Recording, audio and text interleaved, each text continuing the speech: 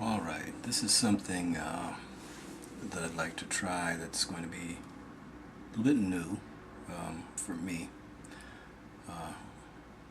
and new for the Black Jedi 47 experience. And I'm going to call it the word of the day, which doesn't mean I'm going to do it every day. It just means on any given day, this is the way that I'm sort of going to put my word out to friends and foes alike. Um, the topic that I'm going to start out with is going to be real simple.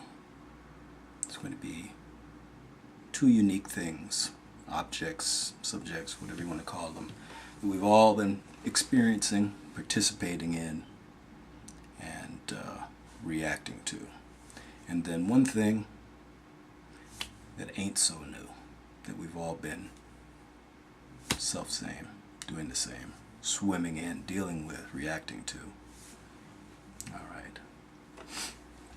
So, the first thing we're going to look at, first unique thing, is the most obvious, Barack Obama. All right. Now, I'm only going to look at a couple of factors that I consider unique. And no, of the two, the couple, neither is race. All right. I consider that historic, but not unique. Unique, number one, unique, is that he, in fact, is not an ideologue. All right.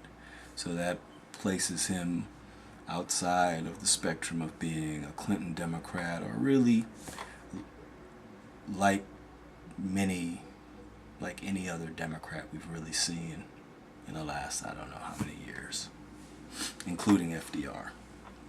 We're dealing with, what I'm talking about is someone who really eschews ideology and sets their sights on accomplishing particular things. And I don't mean particular things like according to a frame of mind or a framework. I mean what he feels will help the nation he wants to accomplish. And ideology comes second, if at all. Right? Now, the reason why I say he's not an ideologue is because, number one, he has said, I am not an ideologue on different occasions. And the main occasion where he separates himself from being an ideologue is when Rachel Maddow had him on her radio program before he was elected. All right, this is the campaign mode Obama. And she got him in her, crosshairs. You know how she sort of likes to narrow your escape routes and herd you into, the spot where she wants you to be, so she can hit you with that most important question. And her most important question to Obama in this little bit of time she had to question him was, are you a progressive? Now, he could have hedged and shucked and jived. He could have even told a tale and said, yeah, of course, I've got progressive stuff on my agenda, blah, blah, blah, blah, blah. But he said, no, I'm not. I'm not a progressive. And what I read from this isn't that he just says, no, I'm not a progressive. He's basically saying, I'm not into ideology at all. I'm into something else.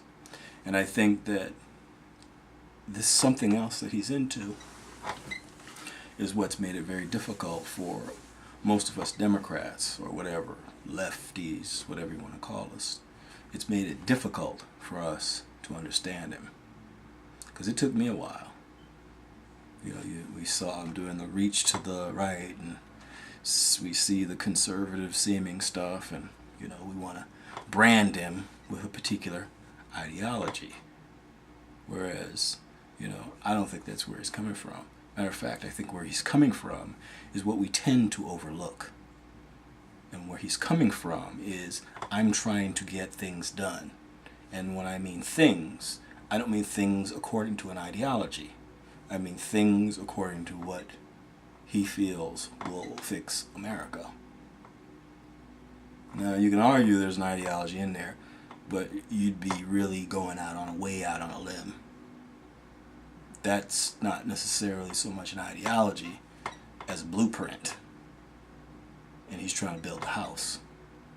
There's a difference. I mean, I'm not saying he doesn't have any kind of plan, but the ideology is when you have a set agenda that's handed down to you by a political party, sect, group, whatever, you're sort of following in its footsteps. Anyway, Obama uniqueness. GOP uniqueness. With the GOP that we've seen in the 110th Congress, there is something rather unique. Matter of fact, there are two things, once again. Two things. First thing is, the number of filibusters is record-breaking. Okay? That would almost qualify for historic as well, if not for the other thing that goes right along with it. And that is a decidedly racial, not racist, a decidedly racial approach. All right? And by that I mean the GOP got it in their mind that they're not going to let this black guy make them look bad. Now, that isn't necessarily racist, but it's definitely racial. They're not going to let this black guy make them look bad. Together with a record number of filibusters, you're not going to find a GOP like this, I don't think, anywhere in the history of the GOP that's got these two things in one basket. All right. Now, I'm trying to keep this within the little YouTube 9-minute, 59-second boundary, so I'm going to have to round it up. Okay, the last thing is something that's old. We got two new things, two unique things, got one old thing. The old thing that we've been experiencing, observing, reacting to, or participating in, whichever, is the Tea Party and fascism. And even though Mussolini coined the term back in the 20s or the 30s, it isn't anything new. Matter of fact, it's something from the ancient world. It's when you strip away like the peasant mentality or illiteracy, which tended to put people on the bottom in ancient times. And you go even further back, there's just this something in the human psyche, right, that feels like it's better to let your betters take care of it, to let the people who are better than you run things and not you. Now, this is a very old, ancient kind of relationship to power. And the new thing that we have, which is this participatory representational democracy, representative democracy.